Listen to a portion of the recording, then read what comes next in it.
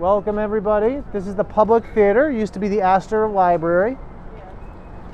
And along the structure of German public houses, kind of clean ornamentation with capital columns and the way the windows are laid out as you look up.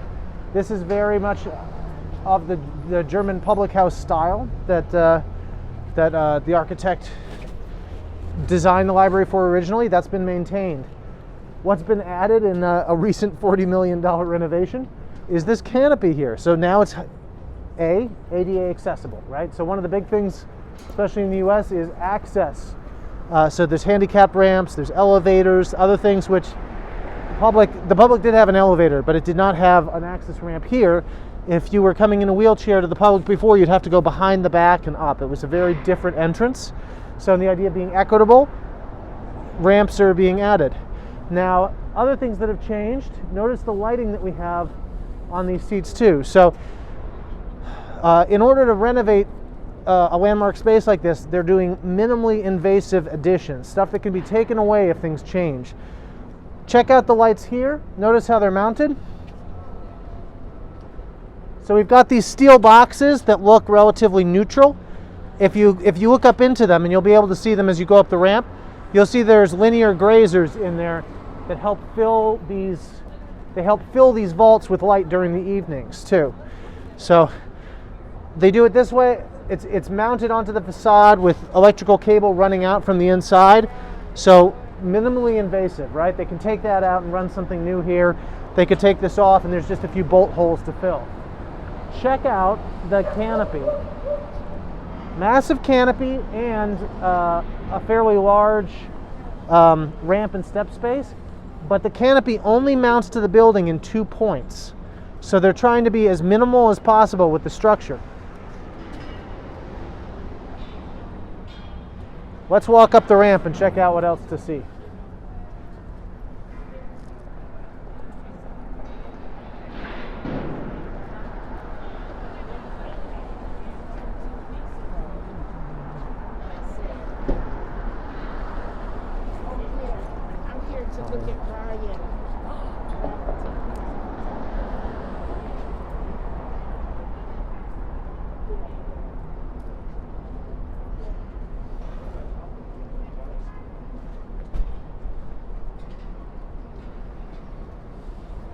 So the structure that we're on doesn't actually attach to the public theater building. If you look closely, it follows the street grading and then it sinks up here to the building, but it's not. It's its own separate attachment. It's all of it sits clear. We'll see more of these examples at Lincoln Center in their renovation. But the idea that you're adding to the structure without attaching to it is one of the core principles of adding in landmark architecture. We see a lot more lighting integrated. As mentioned, here's some LED in-grade lights here that were added in the renovation back in 2012, something like that. I have to pull out my notes. So comparing these with what you guys saw at the Hyatt, how are these in-grades different? They're much smaller. And if you get close, you'll see the honeycomb louvers used. So you have to get up to see the LEDs. The honeycomb louvers help keep it visually quiet for you. When we go into the lobby, we'll see more. I think they'll have them turned on. The canopy does get illuminated at night. Above the canopy are lights that graze across, and the fretted glass picks up that light. So they do. Is that a sponge on top? In the middle of the sea, there's something up there. Something got up there. So yeah, their lighting glass is a very tricky endeavor. We'll see more examples of it as we go to the 9/11 Memorial Museum. So like, where is the fixture though?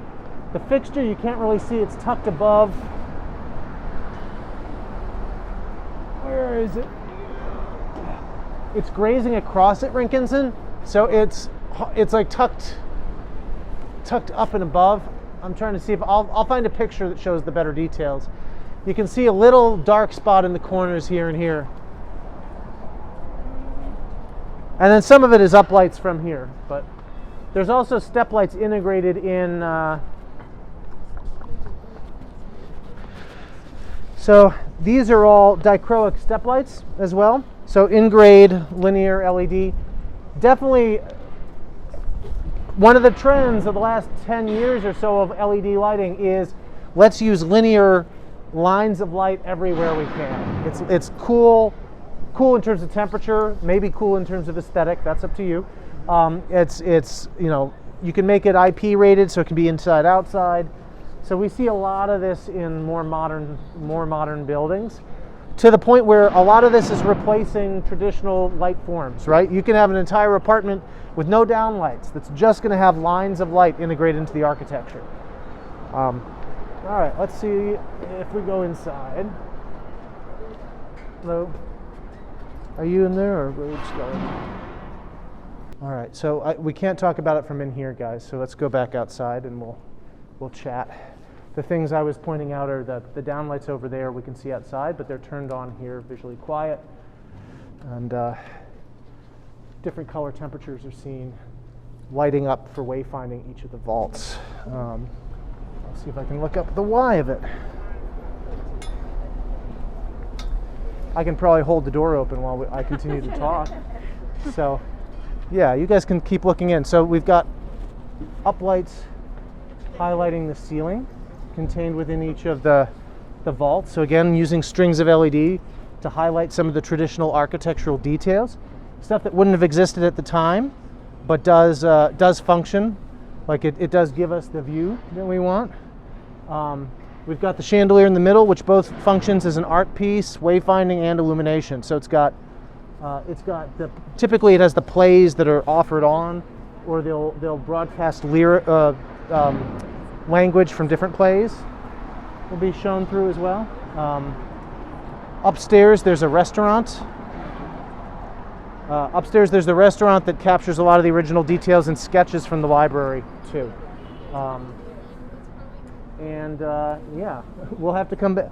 If you're in the city, I highly recommend you try to see a show. It's a very cool architectural space, and they may still do student discount tickets, but they make great stuff. Yeah. I think so. You know, things that did not exist back in the day, right? We have the uplights inside that help light the archways. We got the LEDs highlighting the ceiling, stuff that emphasizes the architecture in a way the architect never could have done with the technology at the time. Is it appropriate or is it inappropriate? In this case, because it's a brand new use, it's very theatrical. It's very it feels like a modern approach to embrace and highlight architectural details. So I think they pull it off pretty well. It doesn't bother me from the kind of the purity of an approach you might need for something like the church or Grand Central, where this isn't a historic space used in I want to think of it as still being of that period. This lobby doesn't bother me in that way because it is a completely new approach. It serves a different purpose. See if there's anything else to look at. There were like for the tree uplights over there. Yeah. Those were installed just like with the screw. Yes, they're just screwed in. Yeah. And then the ones inside also use color. So another thing you might have noticed is that the LED lights in there have a yellow cast coming up. That is not a mistake. They're using colored LED. They're using dichroics.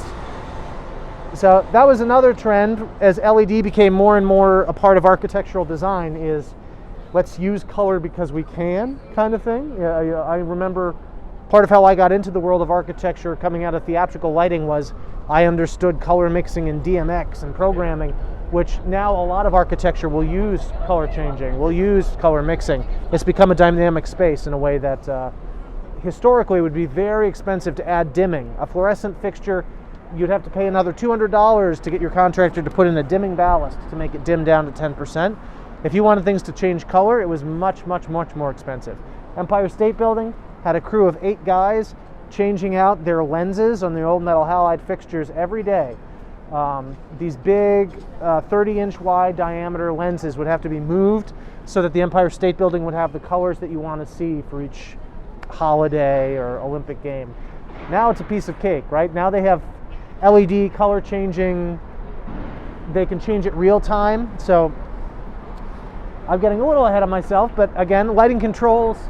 One of the big changes that transformed lighting, especially for the cities, is the time scale of lighting. If you think about the Empire State Building, before it would have to be once a day the building would change, right? Okay, pick a color and Tuesday is going to be this color. Now, not only can they decide what color it's going to be instantly, they don't need to pick a color. They can come up with a chase or a pattern. So 4th of July, the Empire State Building is not a static color. It can have color chases to synchronize with the fireworks, right? In terms of time scale, that's moving from 1 day iterations to 1 hour to the same experience we have, millisecond changes between things. So, if you wanted to pixel map a movie onto the Bloomberg building, that's possible now with the technology we have. We can process data and change colors quickly. So another thing we'll see, especially as we walk later today around retail shops in the World Financial Center, which is now called something else, something place. Brookfield Place. Thank you, Brookfield Place. Brookfield Place has a lot of integrated screens as part of the lighting in their retail shops. So there's a blurred line in our discipline between architectural light for architecture and light that can be for branding, images, screens, and pixel maps. You guys will have a chance to do more designing in that world this summer. That some of the projects that Natalie and Jason will offer you will have opportunities to figure out how to design video walls and stuff like that too. It's definitely a niche within architecture. 5 years ago, people would call it architainment because it uses some of the entertainment tools in an architectural context. I think architainment is a term that's no longer that applicable because it's so widespread, and it has less to do with entertainment. It's more a tool that we can use or not for buildings. We're going to walk around the corner to check out the Cooper Union building and then look at some of the newer ones too. This is a little quieter over here. It's easier to have a conversation. Yeah. Can you say this kind of video things as a light? That is a great question. Let's talk about it with the group. I'm going to use this kind of lighting for my retail project. Yes. So I just want to know. AC said you don't have to Good distinguish question. as a lighting, but I just want to ask your opinion. All right, let's talk about, actually, can you show that to the group for a second? So the chandelier we just saw in the public theater that has the graphics around it, is it a light? How would you guys describe it? And feel free to sit down. We're going to have a conversation about, what do we call this, a light fixture? Would you be responsible for specifying it or not? We're going to talk for about 20 minutes. If you guys want to sit down, go for it, and that'll be more comfortable for everybody. You can also sit down. I know I could, but I feel like I can talk this way pretty easily. You can sit on maybe. That's true, I could. Or like here, this I'll one. just lean, I'm good. Yeah, you can sit here. I'm good, Rinkinson, thanks though. Yeah, as long as you guys can hear. Oh, that's a good idea, sure. It's more collected over there. Yeah, actually, I'll do this. That'll work. Oh, this is like a little conference room. This is perfect. I'm just here. Sure. All right. So let's think. So there are some good questions brought up. We're going to talk on incandescent was the technology for 50 years. Now we have LED. What's LED going to do? Is it going to be our final? What's next? We're going to talk about mature technology, and we're going to talk about. Let's talk first about the light fixture that we saw in the public theater in the middle of the gallery. So it was a suspended pendant that had screens that showed the names of the plays or that had text from Shakespeare. Is that a light fixture? Are you responsible for it? Yes and no? Yes, actually. Yes and yes? Collaboration with the architect. You have a video person to program. Good. So collaboration is going to be a key. There are some firms that would do that whole fixture themselves. We're a lighting design firm. Like a good example is iCrave. They tend to work more in retail. They're an interior design and lighting firm they're known for making custom light fixtures, designing custom light fixtures to install with their clients. So someone like iCrave might say, we're going to design and shop out that light fixture and do it. Others, you as the lighting designer might say, I'm going to let an artist design that, like that's likely an artist designed rather than architect designed concept, but working closely with the architect and lighting designer. So as a lighting designer, you could pick an image for, I want something in this direction, and maybe here's how many lumens I need out of it, here's how much light I need out of it, but other than that, pick what you guys want. There are other firms, so usually if you're working with an interior designer will have a very strong opinion about visuals of decorative light fixtures. They will want to pick the decorative light fixtures because it's part of the interior design. In those cases, a lighting designer might suggest some shapes and choices based on light distributions you need. I've worked with other lighting design firms where I know I'm working with an interior designer. I'm going to design all the other lights so that we don't need their chandelier. So whatever they pick, even if it has no light output, there's enough light in the room. There's not one way to do this. You know, the firms that design around the around the chandelier, that say, okay, I'm going to put in lots of downlights in the room or cove light, and the chandelier is not going to matter in terms of light output. They can pick something very dim and sparkly or something high output. Those firms probably have less rework to do, less coordination to do, but it could end up being a belt and suspenders approach, right? You might have more lighting fixtures than you need in the room, so it comes down to your aesthetic and style. Others will work very closely with an interior designer or design the fixtures themselves. So all of those are right answers. That if you want to specify and design that fixture, you can specify and design that fixture. You can sketch it out. You can figure out the brightness you want to see out of it. TVs and other media like that are typically measured in nits. Nits are candela they're essentially excidents, candela per square foot. So this is where we get into AGI calculations and turning a sign into a light fixture. Here's how much light it's going to push out. You'll learn more about that in the summer with David Wilburn's class, as well as working with Jason and Natalie. And I'm certainly helpful. I'm able to help you with a lot of that in the spring. I dealt a lot with that kind of custom integration of screens as light fixtures in my tenure. So that's the long-winded answer to, do you take ownership of that chandelier, or do you let somebody else do it? For your projects at NYSID, I think it's great for you to conceptualize, here's what I want in my space, right? Here's my custom light idea. And I don't think either AC or Marty or John or Melanie is going to make you figure out the mechanical heat sink issues for the light fixture. They may want you to work out the scale and the architectural details. They may push you to do some more advanced sketching or something close to what you would have done for Kenzen or Eric's classes. But no, you don't have to solve the light fixture entirely for this class. But I think it's great if you do. You know, you're doing student projects is your opportunity to take as much scope on as you want. So picking something, coming up with your own concept, or choosing an architectural light fixture that works well with your style, it's a great opportunity to do it. Yeah. When it comes to AGI calculations with it, or like figuring out, is this fixture bright enough? Typically what I'll do is look for some other manufacturer's fixture that looks a little, well, it may not look similar, maybe the light coming out of it's similar. So this chandelier that we saw, those screens were all kind of angled out. I'd probably look for a ring chandelier with the light on the outside. There's lots of those out there. I'd take that IES file as a basis, but I would prorate it based on whatever I find out about the brightness of the screens. So if these screens are 80 nits, then we can do the calculations. I'll help you with the calculations of what's the square footage of the chandelier's illuminated surfaces. Here's how many lumens are coming out of it, and that should help you cover your bases if you're trying to just use that to light a space. Otherwise, you could take the belt and suspenders look, say, here's the image I'm doing, and then I've got coves or downlights or something else that will help, that'll reduce the need for the chandelier to output usable light. You know, that chandelier in there does not have a lot of light output. It's pretty low. Those are not super bright LED screens. I think they're good. Like they're visually comfortable. We can read the text without it being glary.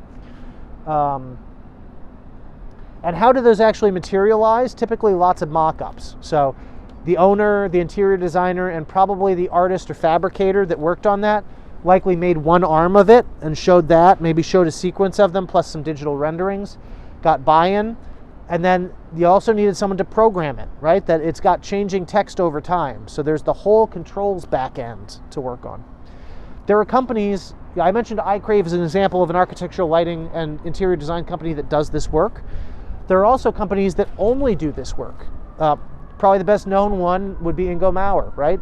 From the lighting leaders presentations that we saw, Ingo Maurer's work is a great example of, I'm going to come up with a concept and see it through. But Ingo is certainly not alone. Local Projects gets into some of that stuff. They do a lot of museum applications. We'll see some of their work today at the 9/11 Memorial Museum, whether it's projection mapping or integration of screens with storytelling.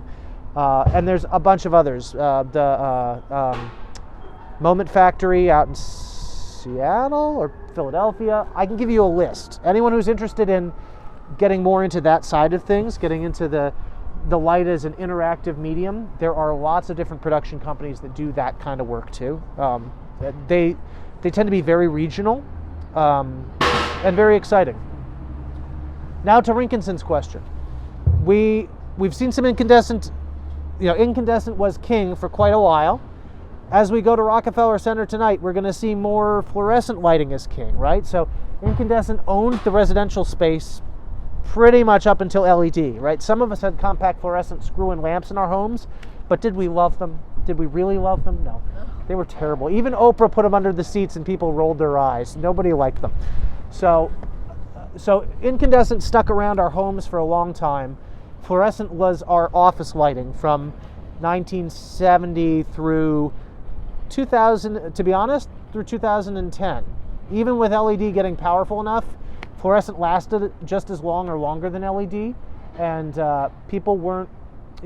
2010 is where LEDs surpassed fluorescent in terms of both the cost for cost per lumen and the longevity of the fixture. And I'm talking about LED tubes, like replacements for fluorescent tubes. There's still a lot of old fluorescent fixtures out there with LED tubes stuck in them, which is terrible. Even though my company manufactures fake fluorescent tubes.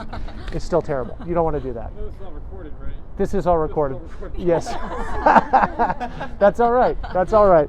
I have no shame saying, like, there's a reason and a time for retrofit LED lamps for fluorescent.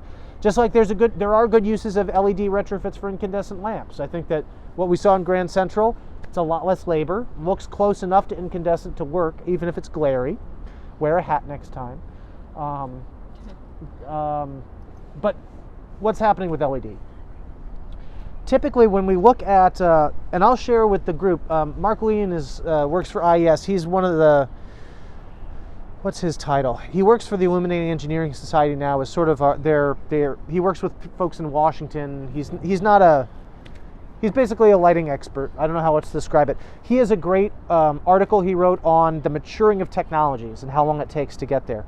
We have reached the point where LED is nearly mature in terms of the efficacy gains we make, the improvements of lumens per watt, have pretty much topped off. We used to have big jumps in efficacy, light output, now a little bit here and there, and the price has bottomed out, right? LEDs, when I started in this business, an LED would be 5 times the cost of a fluorescent light fixture, or 10 times the cost of an incandescent downlight or a MR16 downlight. Now LED is cheaper because production has gotten better, there's more options. That's what it takes for a technology to mature. It becomes very cheap to access, it becomes very reliable and high output. So that is why it's replacing everything.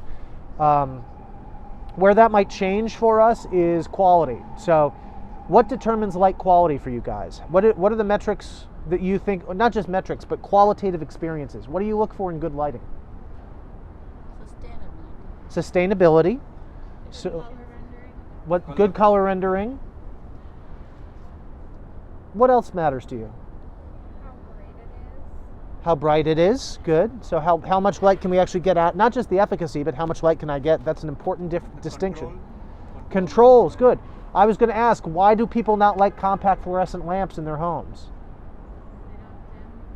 They could, if they dim really badly and they flicker. But yeah, or they don't dim at all. Absolutely. They have warm-up times, so you turn them on and they kind of buzz. They were loud. So there's the controllability. There's the kind of ease of use related to that. What else? That's a good list. Control of the light. Dimming the light. What else what do you Not mean? like dimming the light. I'm talking about like directionality of the light. Good. Very Absolutely. directional force. So both things have benefits, right? Why did people like fluorescence for office lighting instead of incandescence? Well, it's more lumens dispersed over more area, so it's less glare, better contrast ratios. Very good. Lighting. So getting away from that point source, which was really glary, spreading it over a larger lens size made for more comfort, right? It's ambient luminescence. It's here's a big glow of light from a stick. Let's populate our ceilings with lightsabers, basically. But it worked for what it was. LED is much more controllable, right? Point source, so we can direct it. We can still disperse it, but it's so it has more control to replace, metal halide. One of the benefits of halogen and why halogen stuck around longer than you'd expect given its short life cycle is that it was a point source, so very controllable optics. We could get very good CRI. Ceramic metal halide does a good job replacing it, but wasn't dimmable. So it took a while for LED to match that. It took a while for it to get to that point.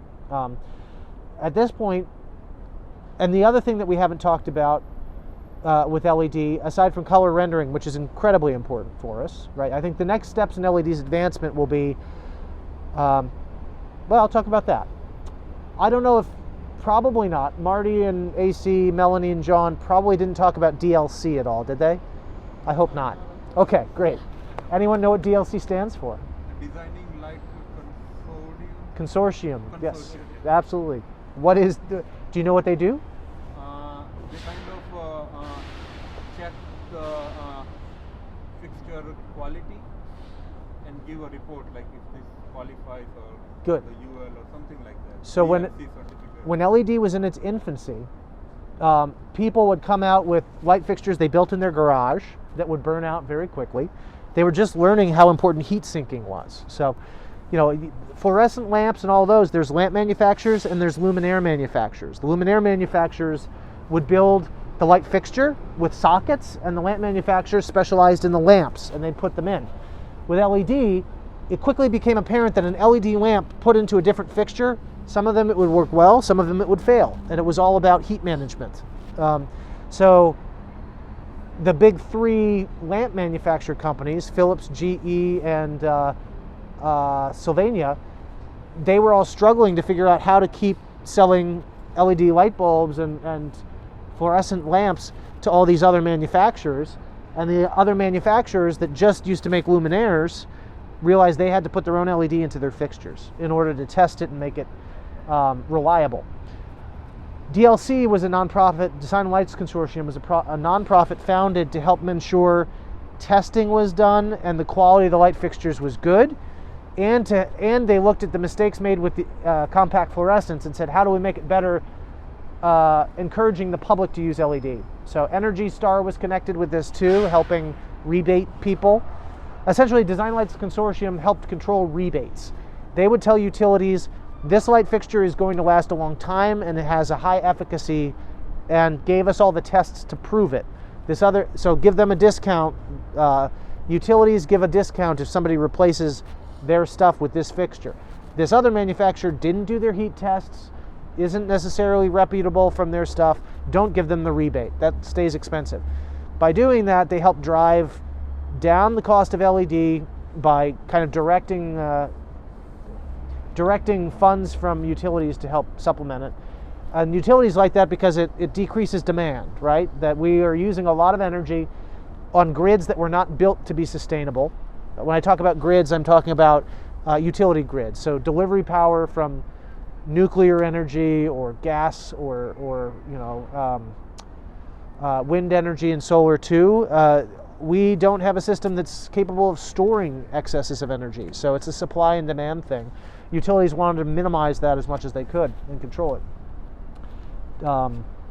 Anyway, so the DLC started as a very proactive way to make sure you're getting good lights. But when they say quality of light, that was about how much light's coming out. They didn't care very much about CRI. They didn't care a bit about flicker or glare. Those were not even considerations when they thought about it. So the end result was a lot of stuff getting approved was bare LEDs underneath that would be super bright and pretty long life, but not comfortable at all. Not a good choice. So the design community pushed back pretty hard, and over the last 5 years, DLC has added more qualitative metrics to what should get rebates.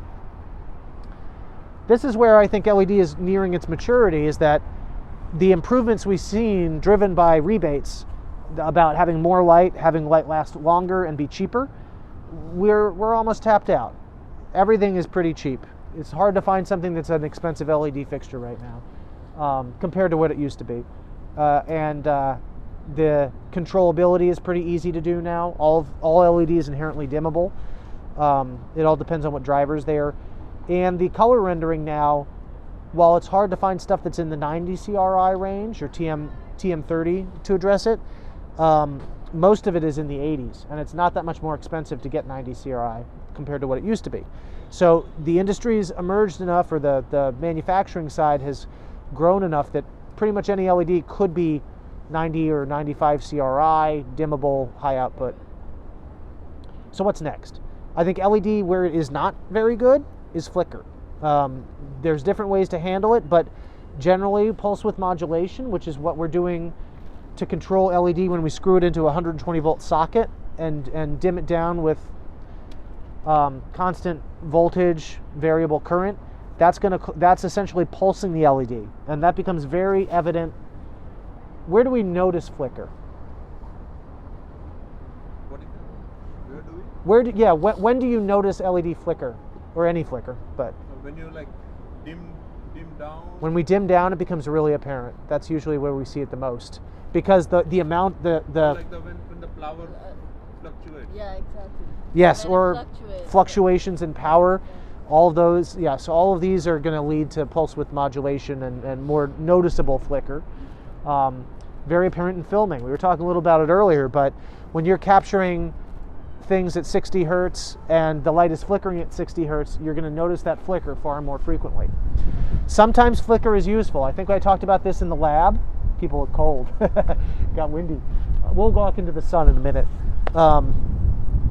So I think the next steps for LED are probably what can we do to minimize flicker. There's other technology that we are looking at that may start to replace LED. Anyone know what the technology in your cell phone is? What's the screen? OLED. So OLED has been around for a while now, but especially in the last 2 years, there's been more advances there. I thought nothing would happen with OLED. OLED is a flat, very diffuse LED emitter, organic LED. It's inherently much more dimmable than LED is without flicker, and it's uniform across it. It's breakable. It only lasts half the life of LED, and it's about 7 times as expensive. So we see it integrated into some things like cars, but other places not. Anyone shopping for new TVs see something else besides OLED? What's the new thing in TVs they talk about? Anyway. It's quantum dots are another thing that we're starting to look at. What's that? QLED. Good. So QLED is a cheaper version of an LED OLED board. So it doesn't last as long as OLED. You don't get the contrast ratios, but it's much cheaper to manufacture. So it's better than an LED TV and not as fancy as an OLED. Quantum dots are another one we're looking at that are potentially more sustainable than the LED manufacturing process. Don't have the longevity yet. I don't know if any of those will replace LED in the next 20 years. I think LED is going to be our point source of choice. I think that's going to replace incandescent metal halide and be it. It's inherently not efficient to take an LED point source and spread it out into a tube, for example. So I think that realm is still up there. Maybe OLED is going to continue to grow until we can do sheets of glowy material for diffuse sources and have that replace LED on that scale. Like a TV. Like a TV. That's right. We've seen TV, Where has OLED taken off? Cell phones that you probably replace every 3 to 5 years. TVs that you maybe only run for 2 hours a day, so they'll probably last you 10 years easily.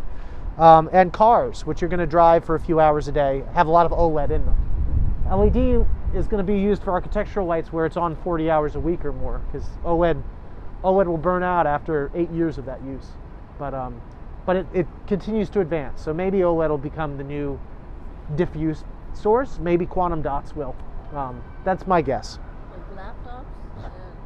Yeah, laptops, absolutely. And actually screen tech, I think the other thing we're seeing in terms of advancement, circadian entrainment and changing light levels for our well, in the summer you guys will have the health factors class, health factors of lighting and daylighting. You'll learn about the benefits of daylight, and we'll also talk about how to do those calculations for light entering the eye for circadian entrainment, controlling your melatonin.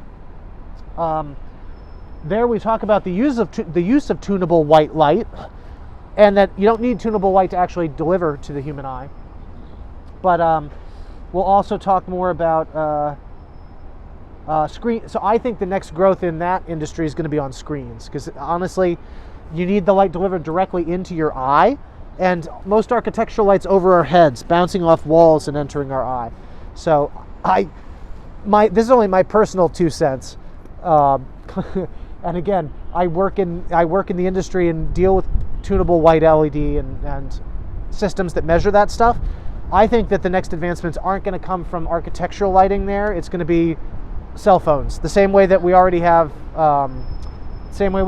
night shift on your iPhone or whatever on the Android. They're going to look at ones that maximize blue light during the day and measure it. We have webcams, we have big screens. It's only one step away. They're being used all the time, like Yeah, most of the exactly. time. 8 hours a day you're staring at that screen. LRC early on LRC is the Lighting Research Center.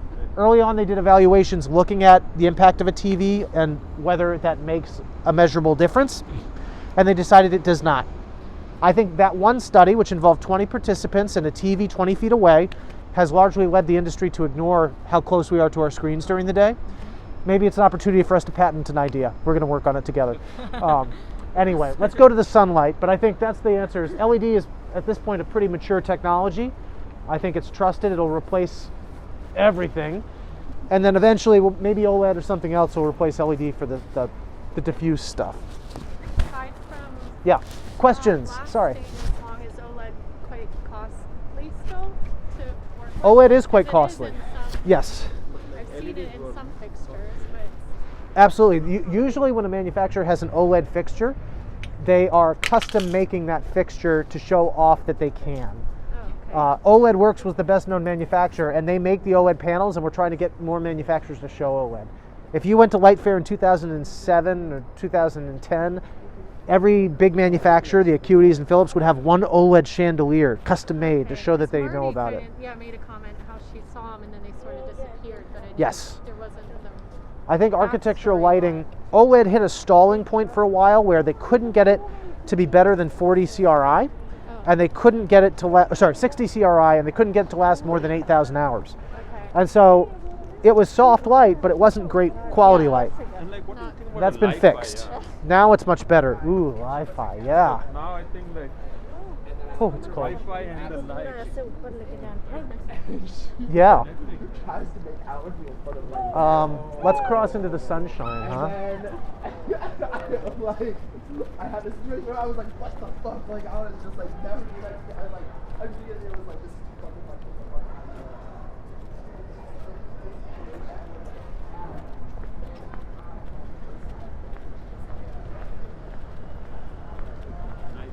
fuck? I know, get some sunshine. Like in Chicago, like I cannot trust sunlight. That's true. It always like fakes you. It tricks you. Warm up a little bit. It got cold back there. All right, so Cooper Union building. Which one is? So there's a couple. This is Cooper Union, and this is Cooper Union. This one, of course, given our luck, is covered by scaffolding right now. But built around the same time as the Public Theater. I had to pull out to look up the architect. I don't recall offhand. but we're looking at a 1935-ish. So landmark building, you see the globe, you can see one of the original globe sconces over here.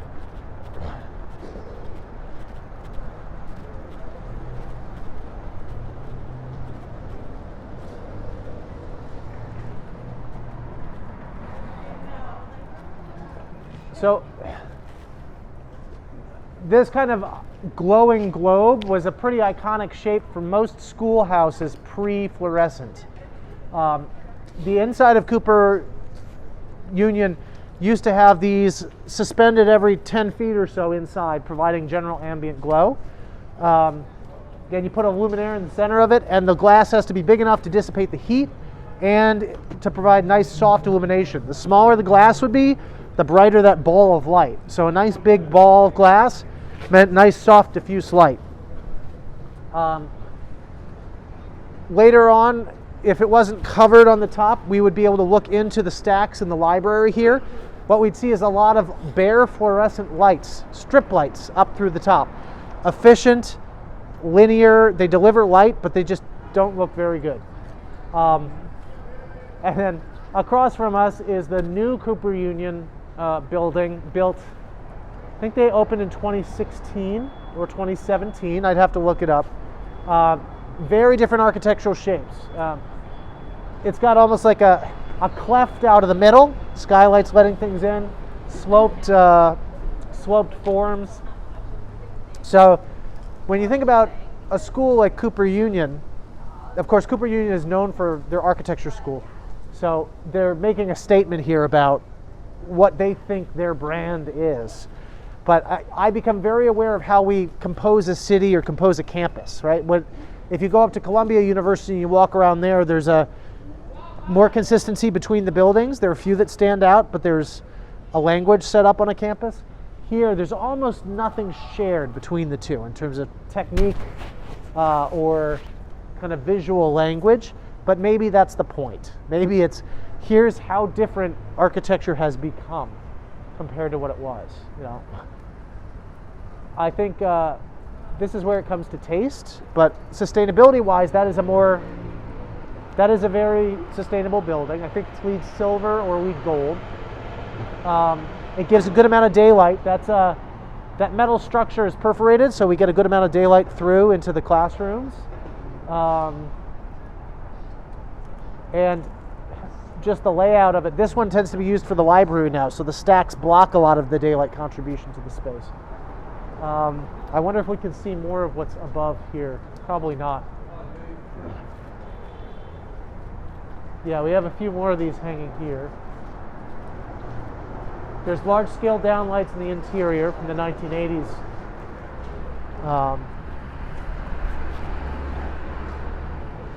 Yeah.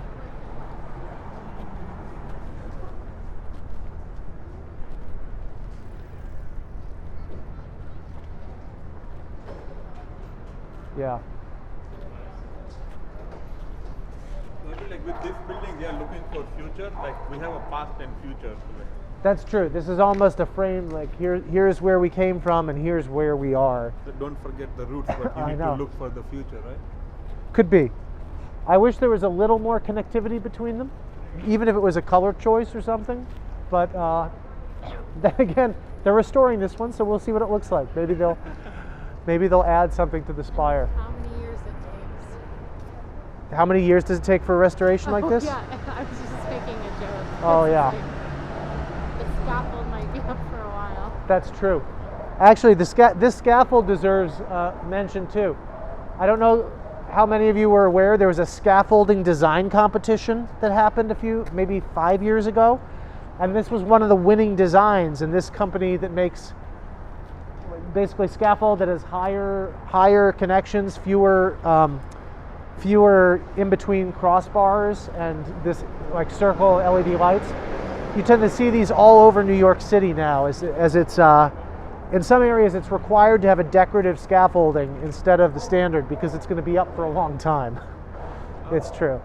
So yeah, scaffolding by design. But this is a better solution than having those cans, like those kind of things, right? Because they use that for Right. that's what we see for most of New York, right? That scaffolding with the green top that we see and crossbars there. And it lets very little light through. It doesn't look as pretty. This was the solution that by doing this, it gets you more height, it gets you more reflected light going up. And that kind of temporary light I'm talking about. This temporary light. You see the red light? Like here. It's red. Oh, that red light, yes. Yeah. So those are still required on the sides, yeah. As a sign, but like they used to use that for the like Under the construction, yeah. Yes, under the if we go under that scaffold, we'll see those kind of vapor tight lights there Yeah. too. Yes. But like this is better solution than This is a less glary solution. less certainly. glary, I and I think feel like they decided it was prettier. sustainable than the other one. Both are pretty because it's temporary. Both are pretty sustainable. Like they make LED bulbs of the other one too. Okay. So I think this is an aesthetic choice. Okay. You know, think about how much daylight gets underneath here versus the scaffolding across the street. Yeah. This is a lot more generous to the people walking. Yeah, but this might be like dimmed down right now, right? It probably has a required daylight harvesting sensor. Most of these do. And so it might be dimmed down. Even for the like temporary use, they still need daylight. Yeah. Okay, nice. The new ones do. The new code requires it to turn off during the day. Okay. So it doesn't have to have a daylight sensor. It could have a time clock or something.